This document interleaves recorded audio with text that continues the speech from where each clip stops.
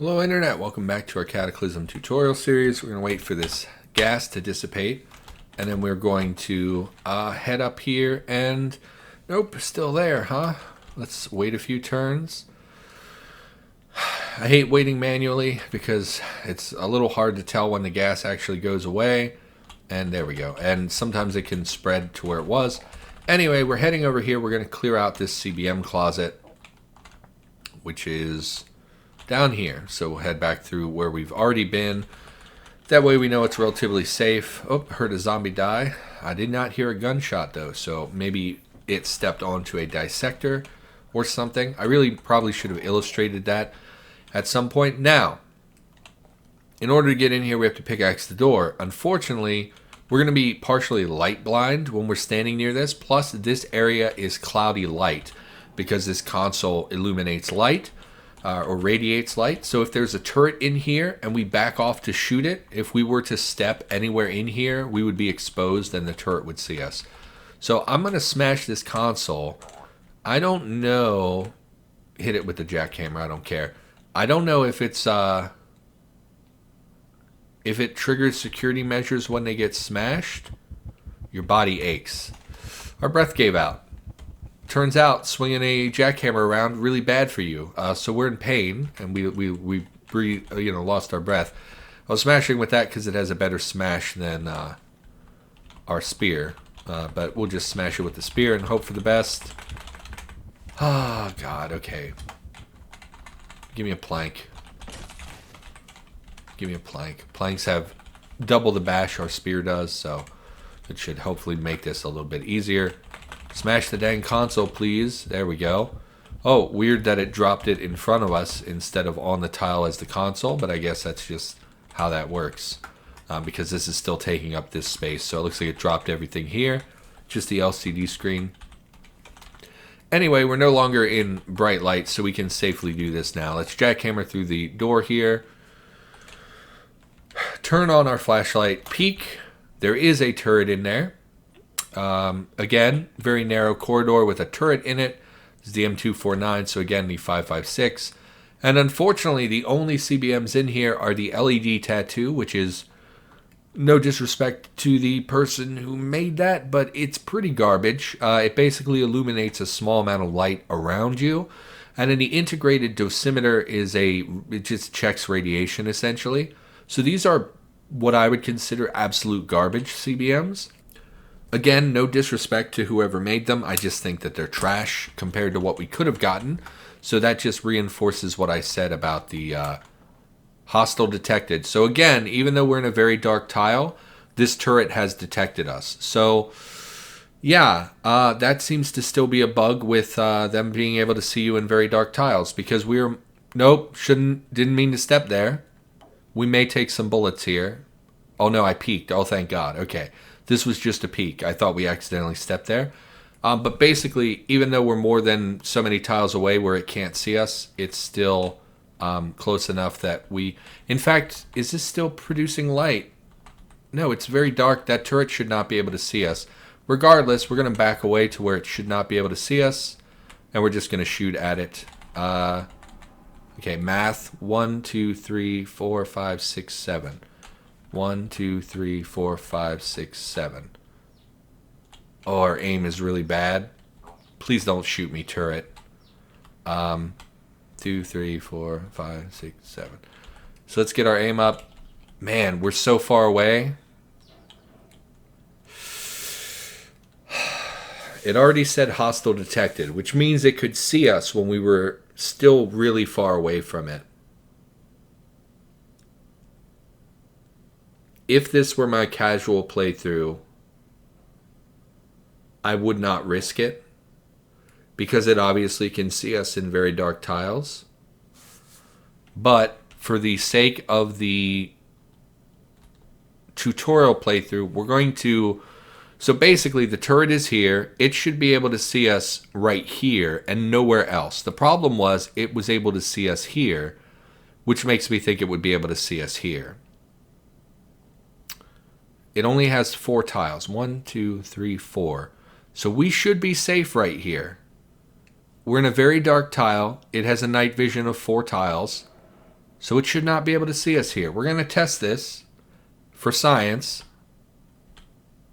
Okay. Can't see us, apparently. This is as close as we're going to get safely. Why is our aim not going higher? You can see that our aims... Just use precise aim and try. We literally can't. It won't let me. Why?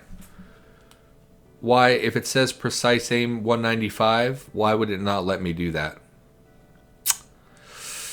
Having some issues here. What is going on with you? Fire here. Precise aim. It's not going up any further. I guess just because we can't see it. How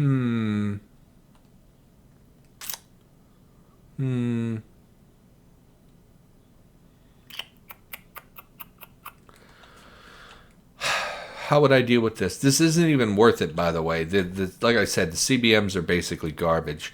How would I deal with this in a casual playthrough? I wouldn't. I would just leave. And we've already seen the inside of the closet, so what's the point? What's the point in putting our character at risk for basically trash CBMs? There is no point. So we're just going to leave, which is what I would encourage you to do in this situation if you came across it casually. There's really no reason for us to kill it other than the ammunition that it drops, but we're already pretty equipped. So I don't really see a reason to go in there and mess with that. So we're going to leave that alone. I do wish I could cover the doorway so we don't risk walking in front of it again. So what we're going to do is pull this locker over here and block line of sight so that we don't accidentally walk by and have it shoot at us. And yeah, we're just going to move on. I don't see any reason in clearing that out. The main reason I wanted to open it up in the first place was to show you what it looks like. But there's just no reason to put your character at risk. These are fungal tiles. In the lab, there are going to be fungal tiles. I'm not sure if we're playing with the mod that turns off fungal monsters. I am. So I'm not sure if fungal monsters will spawn in here. Fungus is one of the most tedious and obnoxious things to deal with in Cataclysm. So I just don't play with them. I would recommend first-time players not play with them either. That's my personal preference. They are better than they used to be, but we probably talked about this in our world creation episode. I don't like playing with them. I find them very tedious. I don't think they really add anything to the game. No disrespect intended to the people who worked on those things. No disrespect intended to the game makers.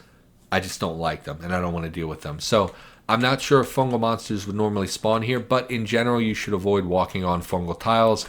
And in fact, I'm just going to leave. I don't see any reason to expose ourselves unnecessarily to potentially getting fungal infections, which we probably talked about in our medicine episode. We would need antifungals, which I definitely did not bring with me. So we're just going to keep clearing the lab here. Again, going to smash the lights. I don't like the lights. Looks clear.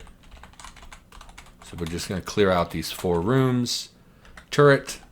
Unfortunately, okay, so there's a turret here. Unfortunately, there's a light right here, which means that no matter what we do when we open this, we're going to be lit up. So there's never going to be a position where we can safely take a shot at this turret. So we're just never going to go in there for safety reasons. There's a dissector. Looks like a zombie scientist got itself killed on the dissector. It is a zombie scientist. So what we're going to do is pull his corpse out of the dissector and take apart his corpse. He also had autoclave pouches on him, as well as some hexamine. Hexamine. I always say hexamine, but I don't know how you actually pronounce that. Hexamine is used for like camping stoves and stuff. I don't really ever take them with me. Autoclave pouches, very valuable. They let you clean CBMs for installation. Very important to pick those up when you see them. They're pretty common, and they spawn in enormous packs of 25, so you pretty much only ever need to find 1 or 2 batches and you're set for the rest of the game, but pick them up when you find them. We're going to dissect this zombie scientist, which is going to take some time, but they have CBMs in them. Unfortunately, our first aid skill is still very bad, so the likelihood of us getting CBMs out of him are not very good. If we were smart, we would have raised our first aid skill for that exact reason. We did find a internal chronometer. Not a very good CBM as far as things go. All this does is tell you the time in Cataclysm if you have a time-telling item. So let's drop our watch. It will tell you precisely the time. If you do not have a time-telling item, you will not know what time it is. If you're outside, it will display the time of day in kind of in symbol form, because you can kind of tell, like, is it midday or is it nighttime? You can kind of tell that. So it will display something. Because we're indoors and underground, we have no idea what time it is. The internal chronometer functions as a watch, so it will allow you to always tell the time, even if you're indoors or whatever. So pretty limited as far as things go, because you could just as easily throw on or pick up a wristwatch, pocket watch, cell phone. All those things will tell you the time. So not a great CBM, but we will take it. And you'll see it's faulty and it's filthy. And those two things we will discuss when we get to installing CBMs. Basically, this means faulty means that it has been previously installed in a user, and so it's not in its factory default setting, which is what is required to install it. So we would need to mend it from being faulty. And then filthy means that it was previously, it's covered in gore and stuff, and it basically means that this needs to be cleaned and sterilized before it can be installed in another person. Surprised we got anything as bad as our first aid skill is. Yeah, we're only 2 and we're not even really close to level 3 yet. The higher the quality of your tool and the higher your first aid skill, the better chance you will have to find CBMs when you dissect something. Slime pit room, nothing really. Sometimes the fridges could have riot gear in them, but I think that was changed, so it doesn't anymore. Take another peek. Just a storage room. Rock salt, no thank you. Aluminum powder, no thank you. Mutagen. This is rat serum. We haven't really talked about mutagen. We definitely will do an episode specifically about mutation. So I think for now we'll just pick it up. In general, if you find any kind of serum or mutagen, those are two different things, but they function very similarly. You will find either serum with a type attached to it, or it will just say mutagenic serum. Basically, there are different classes of mutation. They're broken down into animal categories mostly. So this is rat serum. Basically, the category of the mutation, mutagen will determine what kind of mutations you'll get, and then serum or mutagen determines how strong it is. Serum is stronger than mutagen.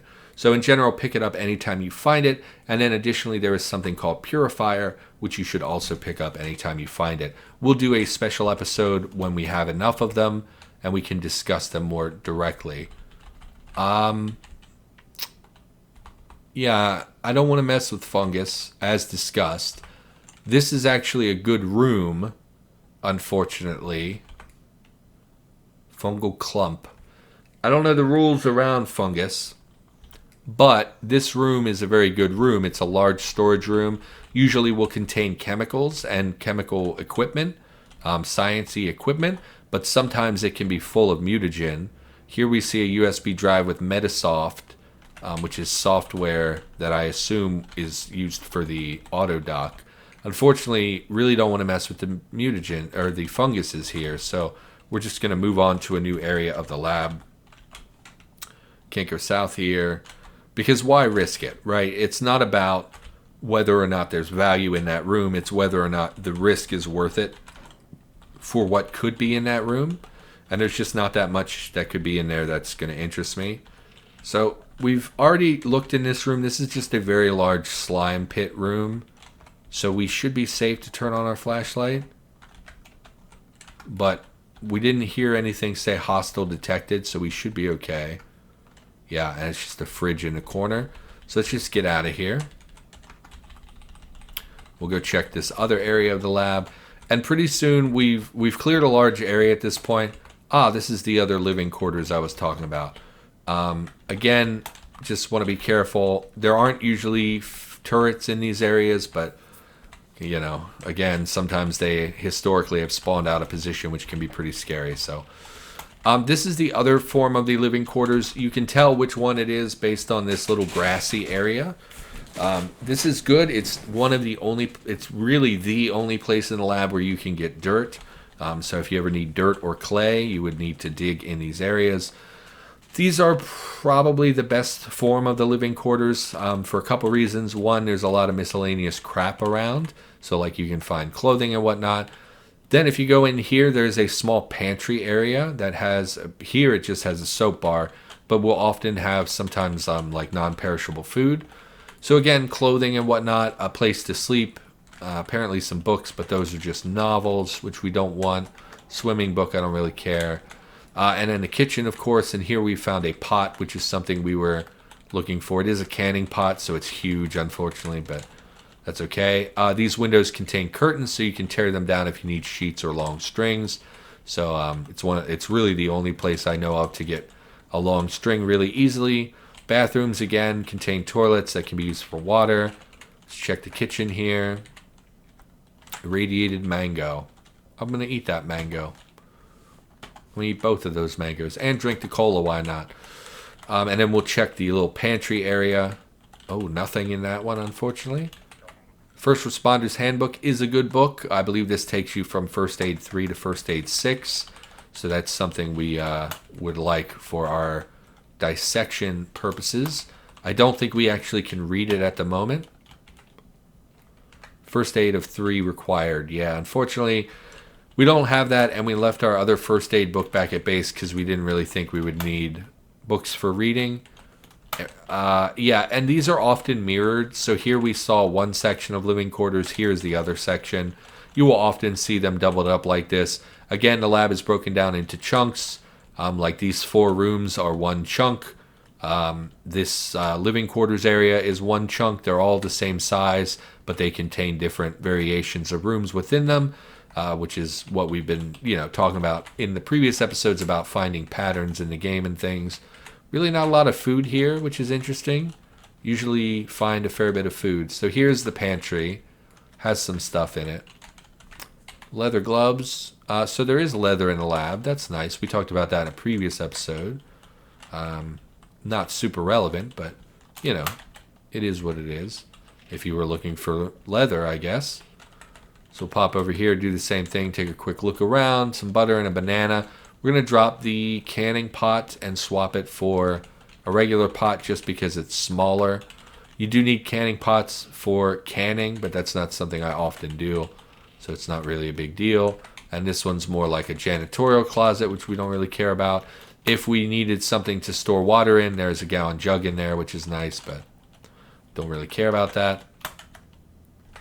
Okay, another variation of the rooms. This one is the machinery section. You'll see heavy machinery and conveyor belts. Not really super relevant. It's going to pop around. Shouldn't walk around corners like that. You should peek. And then a small storage area as well. Again, turrets can spawn out of position or used to, so I'm just being a little overly cautious with my peeking. Here we have a hot plate. Hot plate's pretty good. It usually comes with a medium battery in it, which is something we were desperately in need of before. We're going to take the hot plate, and I'm going to unload the battery just so I know that I have the extra battery. It's dropping my batteries on the ground. It didn't used to do that. Must be something with this particular update. Concentrated hydrogen peroxide. I don't really know what it's for. The weak hydrogen peroxide can be used as a disinfectant, but the concentrated, I don't know. We can probably convert concentrated into non-concentrated, but I don't know how to do that. You would think you would just dilute it with water, but I actually don't know how chemicals work. So, soy sauce, rotten apple cider, no thank you. And it looks like to the south there's just going to be a mirrored version of that. Another little living quarters area. Yeah, so not much of interest here. Used to be when I would loot the labs, a lot of these would contain like fried chicken and a lot of perishable food like that. But we're not really seeing that here. Take the Xanax, pop these crates, see what's in there. Super glue, absolutely we'll take some super glue. Xanax, okay. And then there's a little storage area back here. It can be a little boring looting the lab. Like, I'm finding that I don't have a ton to talk about. Okay, we're overburdened now to the point that it's affecting our stamina. So let's find an upstairs and get back upstairs. Since we were carrying the jackhammer. Where's my upstairs? Over here. Since we're carrying the jackhammer and we've been picking stuff up, we're now overburdened to the point that it's actually an issue. So let's just pop up here and drop things off.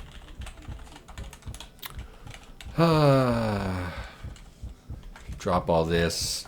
So we came away with rat serum, a chronometer, and some books. Not the best haul in the world. We still haven't found the really good... don't drop the jackhammer. We still haven't found a super good like armory or library or anything like that. We did drop the medium battery. I didn't mean to do that. Medium battery. We'll drop that over here so we know it's there. And we'll drop the jackhammer as well. Why don't we, since we want to recharge the jackhammer, and again, looting the lab can be a little tedious and repetitive. It's 4:30 in the morning. It's pretty bright for 4:30 in the morning. Let's put this kitchen unit in our vehicle instead. That way we can run the vehicle and let it charge while we're doing that. So let's grab our welder. I'm assuming we're going to need the welder. Reload the welder. And turn on the engine. Turn on the recharger so we can let that jackhammer charge. And let's pull a seat out of this because we don't need these extra seats. Seat belt first. Then we remove the seat. Just took kind of a long time. And then install the kitchen unit. And again, all this is affording my battery a chance to charge in the jackhammer, which is nice. Sun is coming up proper. As long as there's nothing dangerous nearby, we should be fine. And we do have the gun in our hands if we need to defend ourselves. Let's check the batteries. Doing okay. How's the jackhammer? Excellent. We have enough charge now to get into another room if we need to. And we'll just pull these off to the side. I don't need to take those with me. Seatbelts do give ropes when they're taken apart. Ropes can then be further butchered into strings. So that's a good place if you're looking for a lot of rope or string. Is a good place to go. So we'll throw that in a trunk here. Just because. And we would unload. Oh, we didn't need the welder at all. So it must have just bolted in. Drop this stuff. Definitely don't need the flashlight to be on. We're burning battery charge for no reason. So we installed the kitchen unit. Couple things to note about the kitchen unit is you cannot see through it, I don't think. Actually, I guess you can, because we can see this seat. I thought you couldn't see through the kitchen unit. Anyway, kitchen unit functions as a stove, so if we go in here and we go, I don't know, water, clean water, you'll see we actually have a hot plate as listed as our fire source. This is the hot plate of the vehicle. This is not the hot plate that we picked up. Let's take the hot plate and we'll just dump the hot plate out here. So it's too far away for us to be utilizing as a recipe or as a crafting tool. We'll go to clean water. You'll see we still have the hot plate. That's because the kitchen unit has a hot plate on it. So that is the main draw of the kitchen unit for me, is the ability to cook inside the vehicle. And use the battery charge directly from the vehicle instead of having to load batteries into a hot plate separately. Now, if we interact with it, because we don't have a tank, if we had a tank full of fluid of some sort, water or something, in this vehicle, we would be able to drink directly from it by using the faucet of the kitchen unit, I believe. So unfortunately, all we can do with it at the moment is use it as a hot plate, which also functions as a way to heat things up. So if you're playing in the early game, in the early spring or in winter or whatever, food and drink will become frozen, and the only way to consume a lot of them is to heat them back up. So you can use the kitchen unit for that. Alternatively, you can activate a pan or whatever to do that. Okay, so the batteries are charging. I wouldn't mind putting a freezer in this yet, but we don't have this stuff here to do that. Actually, there are fridges down there. We could probably put together freezer. But that's a project. That's not what we're focused on. We want to keep clearing the lab. So jackhammer is charged enough so that when we need to use it again, we can. So let's turn off the recharger, turn off the engine, and we'll pop out. And we'll head back down into the lab.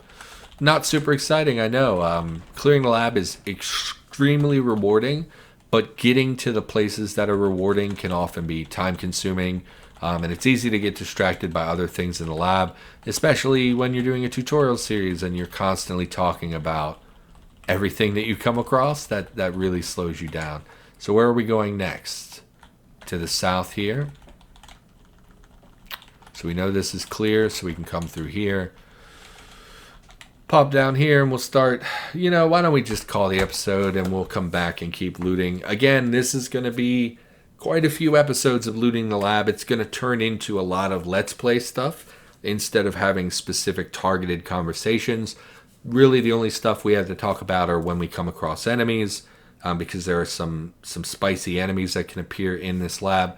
And then when we find special rooms like the CBM closet or the prisoner containment, that kind of stuff is when we'll have specific things to talk about. So for now, that's going to do it. Thanks for watching. Hopefully you enjoyed the episode. I'll be back, of course, with more tutorial content in the near future. I'll see you next time.